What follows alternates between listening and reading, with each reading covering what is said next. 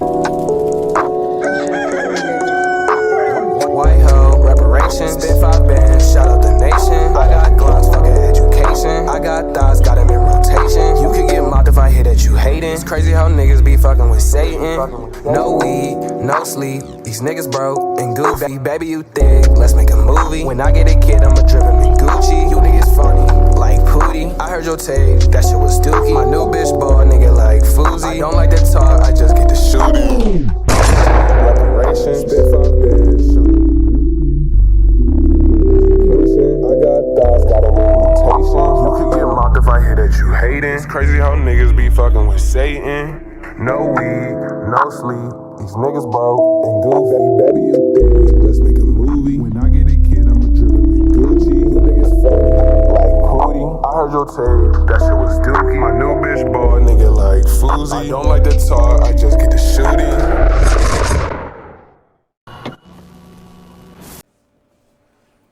Reparations.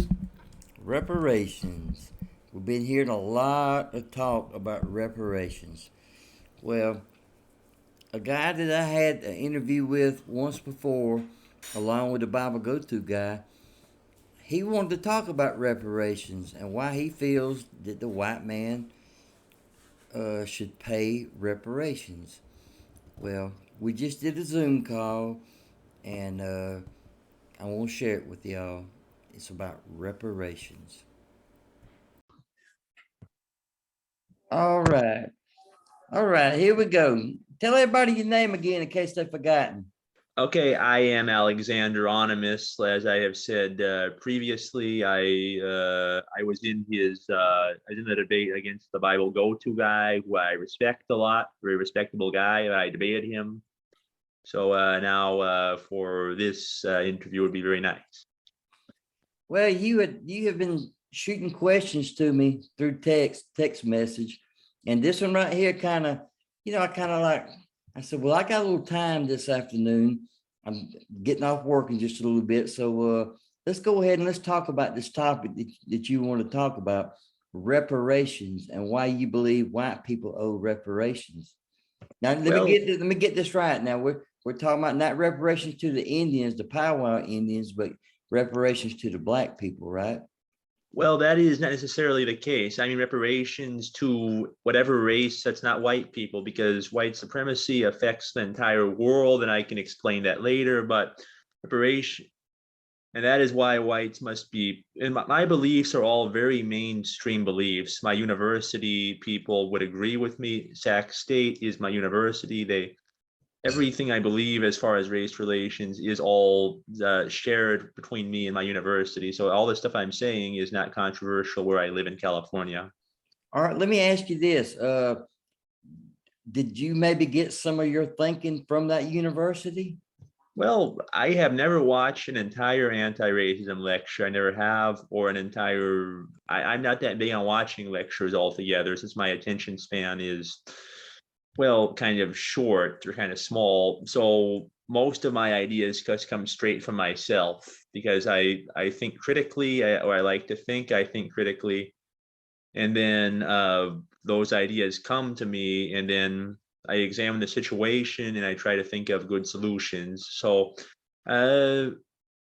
definitely the university, a lot of people are not hostile to my ideas of the university because they mostly agree with me. Most people there agree with me, and that is the mainstream at my university. So they agree with me, but I thought for myself to get my ideas. So no. All right, well, I just jotted down a few questions like to ask you, and then you can just answer them individually, okay? All right. Why do you believe whites should pay reparations? And if we did, how much should we pay each person? Okay, let me fit the first one first. The why. Why is because, well, a lot of problems in this world, some things were done directly by white people that have been very bad for people of color, and other things have been done more indirectly by white people that have been really bad. And systemic racism still is very common. And whites are inevitably it's part of Christianity. It's fundamental to Christianity that people who are more blessed, like whites in this case, help out those who are less blessed, the non-whites. So that's just, and European Jews also, I think they should pay reparations as well. So should European Jews. Maybe not as much because they haven't done as many things I think that are bad, but they have done quite a few things that have hurt people of color as well. Okay, and how much do you think how should we go about paying them individually? I mean, how can we say, well, Bubba over here, he needs $2,000, and Taiwan, him and his family need $5,000 each. How can you come up with a number to equally pay these people that you think need reparations? We would just help them until they're done with until they have like a good support system, because in a lot of countries there's a welfare state, so people don't fall too much down the cracks, and due to systemic racism and a lot of the atrocities created by white supremacy, a lot of people of color are more likely to fall down the cracks in society. So I can't do the calculations right now, but I envision like a UBI system, like universal basic income, to protect the people of color from the forces of white supremacy. If you want, I can go back into the why I believe all this should happen. Would you like to know more of the why? Yeah, and then let me ask you this, because I got a short attention span too. Wouldn't that be a form of welfare? What you're talking about, paying them like until they get on their feet? Well, maybe not even until they get on their feet. So if they fall through the cracks, we would still help them out, which is why I think whites should be cloned in mass and sent to Mars, so they can afford to pay so much reparations, because the POCs can't pay their own reparations. They can't pay their own. We all know that. It's just, so that's what I have in mind, like a welfare system. I think I've explained that well enough. Okay, well, since Lyndon B. Johnson back in the 60s and his welfare program, you see where helping the blacks with welfare has gotten them so far, hadn't you? Well, I don't know so much about that. It's like, yeah, he was very unwise with the Vietnam War. He drafted a lot of blacks into the war, and he was, to quote John Fugelsang, he was kind of a racist guy because he was forced by Congress to sign the Civil Rights Act. What you got to know about him is a lot of the quote unquote heroic stuff he did was because he was forced to do it. But he did some good stuff too. Also, he also did some good stuff, Lyndon B. Johnson. But a lot of the reason why blacks are currently suffering is because unions have declined so much. If you know Dwight Eisenhower, the last Republican president to balance a budget, was also a very big supporter of unions. He had a progressive tax system, and he had a whole bunch of stuff that a lot of people today would call socialism. He had a lot of capitalism also. He started the SBA. So I think it is somewhat the fault of Republicans, or I think it is the fault of Republicans that blacks are having so many problems as well. Well, wouldn't you think it would be more up to the individual itself to take responsibility for the fault they're having, instead of trying to find blame on the Republican Party, the Democrat Party, this party, that party, this person, that person, instead of taking more personal responsibility? Well, Jesse Lee Peterson, a guy who you do not like a lot and a guy who you hold a lot of polite disdain for, actually is not a big believer in free will. He does not believe in free will, and he believes in that a lot of things are because the devil made people make foolish decisions. And back to my point, society determines a lot of what someone can do. A lot of the way resources are distributed, a lot of the way merits are given is due to society, and no one makes their own genes. No one gets to control environmental factors. So while people should act like they have free will and they should try their best, a lot of what goes inside the human mind is not up to the individual. A lot of what goes inside their minds. Okay, well, let me ask you this, kind of hits on what you're talking about, and it kind of so-called help to level the playing field just a little bit, especially in the government jobs. Are you familiar with affirmative action, where they've got to hire so many blacks per white people? Like, I'll give you an example. I used to work at a place in Milledgeville, Georgia, It was called the Central State Hospital, and it was one of the biggest employers in the state of Georgia. And when I went to work there, when I went for my interview, I knew the guy that was doing the hiring at the engineering department. And he went ahead and he told me up front, he said, Skip, I'm supposed to hire a black person because they have a quota they have to meet to hire so many blacks, regardless of their qualifications or not, to give them the job. So with all that said, it's given a lot of blacks opportunity, you know, when they didn't even deserve it just because of the color of their skin. Do you think that was right?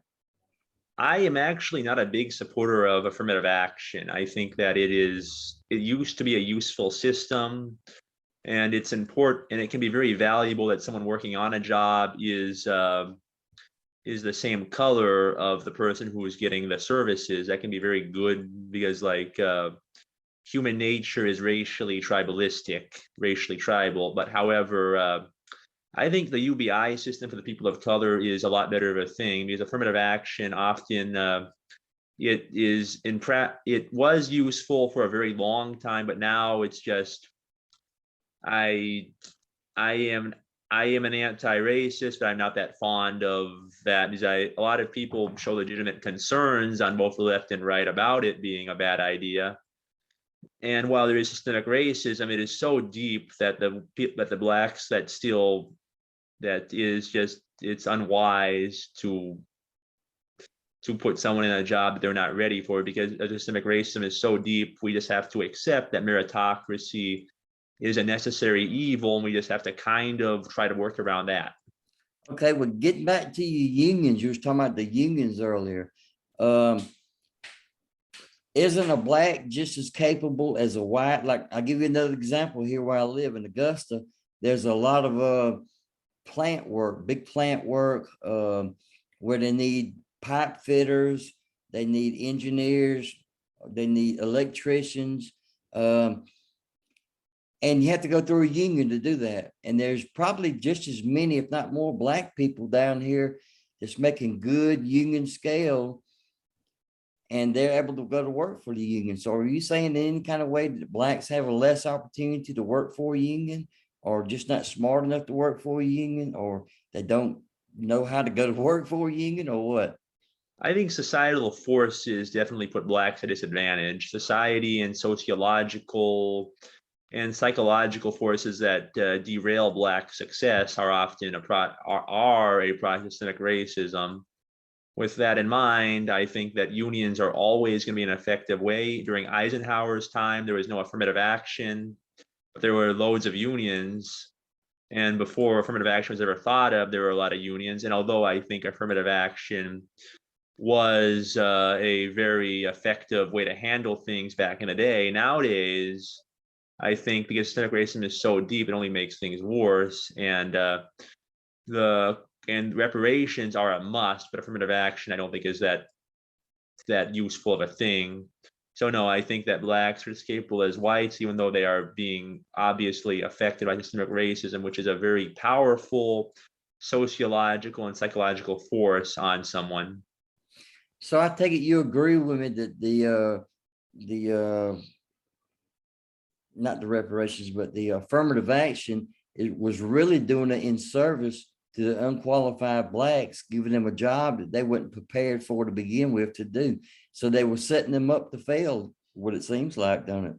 And it was because of systemic racism that the blacks were not ready for those jobs. So I think we just have to accept that meritocracy is a necessary evil, and then we kind of have to accept the meritocratic system a little bit, where people are judged and picked based off their merits. However, we have to also know the common good, and the common good calls for a lot of taking care of the people of color, the non-whites, with a lot of systems like reparations. I'm not the only lefty to not agree with affirmative action. So does Ben Burgess, the author of Give Them an Argument, a guy who will say that minorities, that is non-whites, racial minorities he refers to non-whites when he says racial minorities, are the ones that are the most brutalized by our current system. Therefore, they deserve to have some social systems disproportionately benefit them. And I'm just like, social systems should directly benefit them in name and in writing. So that is my feeling on those things. Okay, so that group of people you just mentioned, that wouldn't include the Chinese or the Asians in period, because they do they do a lot better than some whites, and of course the blacks do, but they are a minority. But they shouldn't be given any special privilege because they are smart enough to do what they're able to do. Well, that is a question you're asking me. Now, my answer would be they deserve reparations as well, because if you look at China, it is controlled by both Marxism and Leninism. Marx and Lenin were both white men came up with ideas that run China, and that the Chinese adopted those ideas created by the white people, and that those ideas are hurting the Chinese so much. And free will is so questionable, it's hard to tell whether or not the Chinese are at fault for adopting those ideas. So with that in mind, I would say they and Asians en masse, reparations from whites, plus colonialism has definitely hurt places like India. And a lot of the systems philosophically created by whites, apart from progressivism was good for people of color and whites, are hurting the Asians. Plus, you notice Asians are usually not as individualistic or creative as white people. They lack the same. They are so psychologically and sociologically and a lot of other things impacted by systemic racism that Asian and white supremacy, that Asians are incapable of the same individualism and creativity as whites are. So that is my answer to that. They deserve reparations as well. Okay, well, let me ask you this. Why come we never hear the Asians complaining about wanting reparations? Some of them do. Sorry, go on, sir. Because, if you look around, I know, well, I'll give you Augusta for an example again. There are so many Asian businesses around here. They pull up their bootstraps, they go to work, they have businesses, they have good jobs. They're not looking for a handout. I never hear them complain. I never hear the Asians complain about, give me some reparations. I never seen a little China man run around saying, bad white people, bad white people. You never give us an opportunity. Well, I disagree on that as well. I think that a lot of them are actually starting to be, in my opinion, wise enough in my opinion, I think they are wise enough. They're wising up the Asians to start demanding reparations as well. With them demanding reparations, a lot of the sociology professors are starting to have this movement called Stop Asian Hate, which in mass is blaming white supremacy for a lot of the violence that we're seeing against Asians recently due to the coronavirus, especially. So I think that Asians should demand reparations. Asians should demand reparations as well. But the way I will later tell you the how. I've already explained how whites could pay. Whites should be cloned to outnumber every other group of people on the planet, and then moved to another planet where they have the working space to pay the reparations. The whites should. And then they could have a UBI system for all people of color after the whites have been secured as a distinct and their own people and given a working space at being another planet, a working and living space, so the whites can afford to pay reparations to the other people. Maybe you give the whites multiple planets and you have to clone them so many times so they can afford reparations so much. So thank you. Okay, as far as that cloning and going to another planet, that's a whole nother discussion we can have one day, because we have yet to figure out how to get past the Van Allen belts to even go up in space. I mean, we've never been to the moon. We've never been to Mars. We haven't ever sent anything to Mars. We have been to the moon. Yeah, Richard Nixon, although a horrible man, has actually sent, in my opinion, a bunch of a very misguided man. Richard Nixon sent a lot of an astronaut, I believe Armstrong, up to the moon. So we have been to the moon, and that's also your opinion. I don't. We'll get on that in a little bit. I want to kind of stay focused on this because I got a short attention span. I'm a stroke victim, and I had to write down notes and try to keep up where we at. Okay, let me ask you this: with this reparations with the blacks, it's going all the way back to days of slavery and all this. right? That's what they want reparations, because their ancestors were slaves. Well, Well, at the peak of slavery in 1860, only 1.4% of Americans owned slaves. But the history books don't want to tell you that 3,000 blacks owned 20,000 slaves that same year. So should those blacks who own slaves, should they pay reparations to the other blacks? well, if those blacks managed to get more successful, and they are very wealthy blacks that happen to have owned slaves, due to classism, they could separately maybe pay a few reparations to the other blacks. But it's important to recognize that that due to basic morality, whites still should be the main ones for reparations, but the blacks who own the slaves to a much lower extent shouldn't.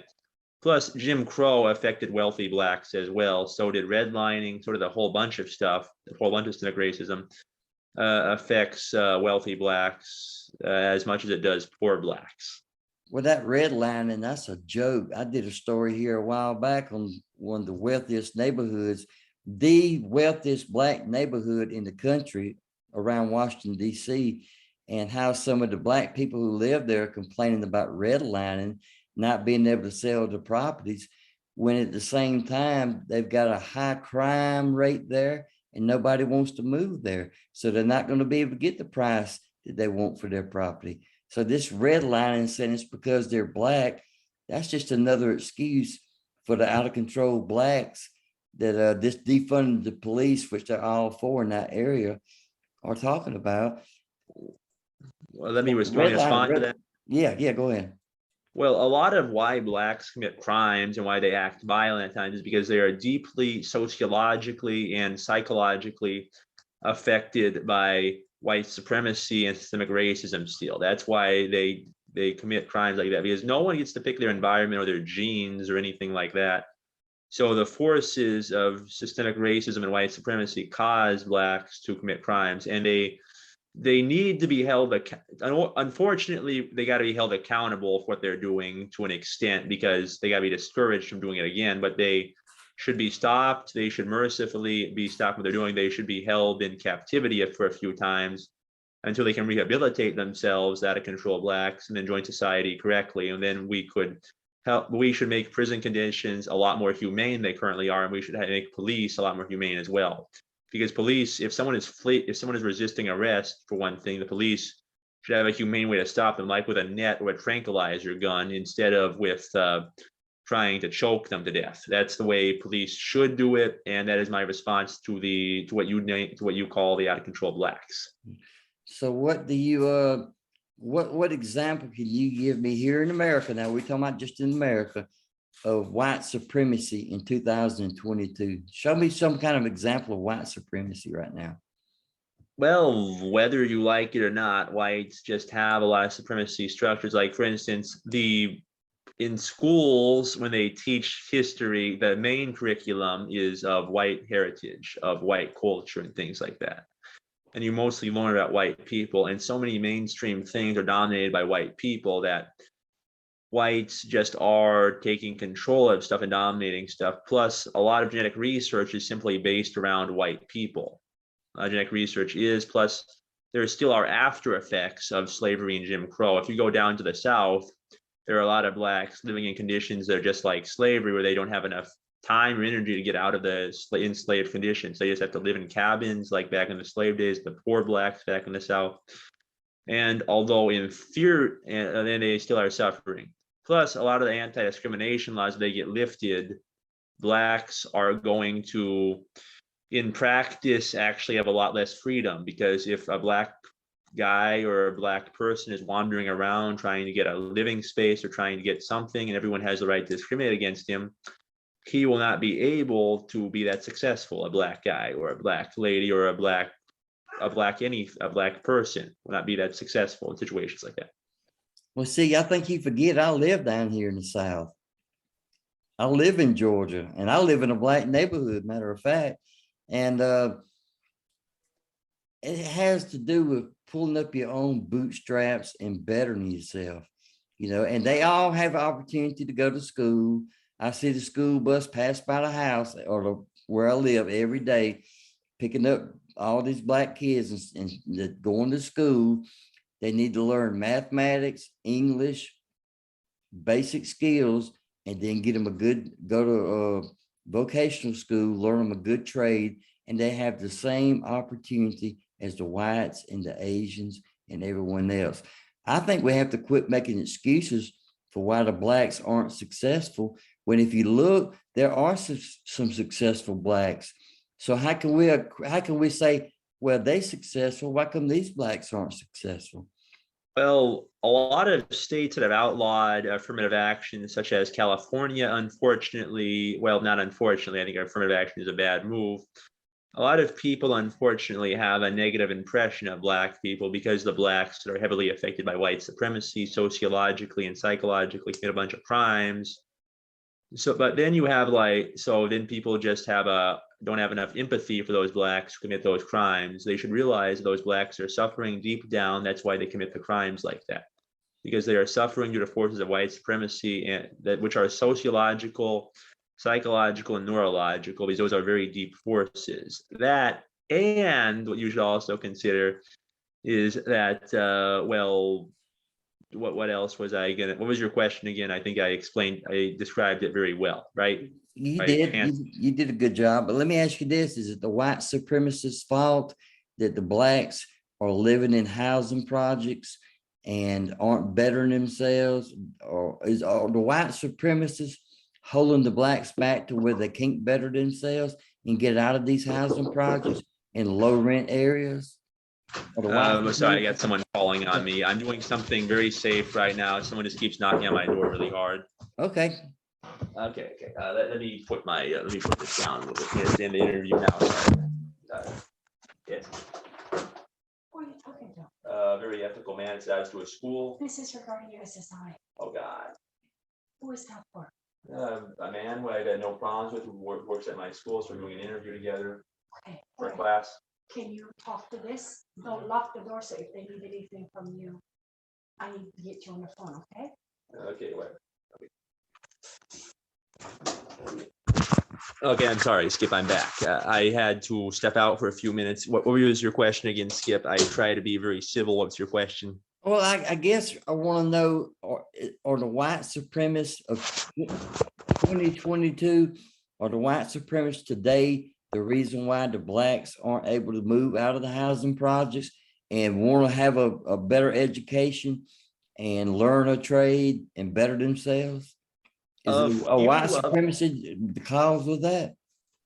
Well, a few of the times it's very explicit, the white supremacists, they sometimes are very explicit, the people who do the things. But other times, though, it's just a lot of people will deep down, they will subconsciously, without realizing it, do things that allow for white supremacy to happen, and they cause systemic racism to happen. Because a lot of it is also just systemic. Like when something happens, it doesn't just go away. There tends to be like a big hollowing effect, not a big hollowing effect, but there's like a big lasting effect of something after it has happened. Like, it's only been so recent since it's been legalized for blacks to be allowed to do something. Larry Elder himself, the famous Republican black guy, has admitted that his father, as soon as Ben Shapiro, Larry Elder admitted that his father had a hard time getting employed as he was black, and his father was making very little money, had to scrub toilets because he's black. That's only happened so long ago. Plus, like in modern day, when people give up hope, it's because it's often the society's fault. People look at what everyone gets to do, what a lot of people have to do, and they look at the playing field, and they are often heavily influenced, if not controlled, by the emotions of others. So yes, I believe that white supremacy is the fault of a lot of America's current problems. Okay, well, let's use Larry Elder for an example. You say his dad said he had hard times with employment or whatever when he was a young man. Okay, well, look where Larry Elder is today, and you don't hear him complaining about what the white man did to hold his family back. No. Well, I will answer that. You want me to give my response to that? Yeah. What do you think about that? Larry Elder is one of the last people you'll ever hear complain about what the white man did to keep him and his family down. Well, he is an except. I don't mean to be like, well, I don't say it's harsh. I say it's true. He is an exception largely to the rules that blacks are being held now by systemic racism. He's an exception to that because is, he has maybe subconsciously joined a platform, a movement that is that allows for white supremacy to continue to happen, the Republican Party, because they do not recognize the lasting presence of racism and the fact there still is racism. At time, not acknowledging a problem or convincing people that a problem does not exist is often the worst part of a problem. Like if you see the usual set, I have read Beginning of White Fragility by Robert DiAngelo, and Michael Eric Dyson did the foreword of it. And oftentimes the most difficult, and this goes back to Usual Suspects also, the most difficult trick of the best trick of the devil was to convince people the devil did not exist. Same thing with racism. When people try to convince people there is not a lot of it, that is when it is most damaging. So that is my response to Larry Elder's success. Plus, Larry Elder didn't get a lot of inherited wealth because his parents were often in positions where they got held down. Okay, well, I just got a little notice on here saying we got about 6 minutes before this Zoom call ends. So I guess I want to sum it up by saying, I feel like everyone has an equal opportunity in this country, whether it might not be financially or not, but we all have an equal opportunity to better ourselves. Some might have to work harder at doing it than others because of the way they live and what kind of family they have and what kind of income they have in the family. But we all have an opportunity to better ourselves. It just depends on the individual itself. And I don't believe that we can go around making excuses. This one kept me down. This one kept me down. That one kept me down. If we keep doing that as a person, then we'll always stay down. That's my opinion on that. Well, if that's your closing statement, would you like me to give a response to that, or do you like me just to let that stay the way it is? Well, you can just close it up like you want to, because I think we got about 3 minutes left.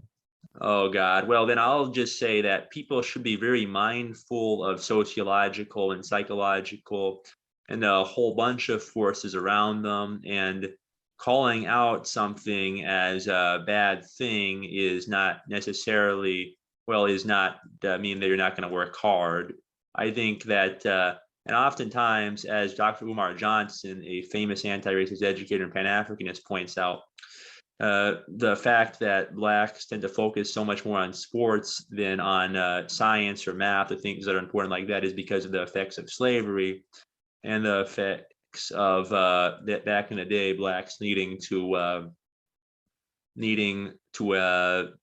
not focus back in the day when blacks focused more on physical activity than educational, more lucrative activity. And that is a paraphrased account from Dr. Umar Johnson. I'm paraphrasing Dr. Umar Johnson. That's where I got that from. So this has been a great interview. I cannot wait to see this on YouTube. I can't wait to read the comment section on this. Have a nice day, Skip. You too, and I enjoy it, and we'll do it again, okay? That would be very hoped for. I hope we can do it again. Thank you. All right. You have a good day now.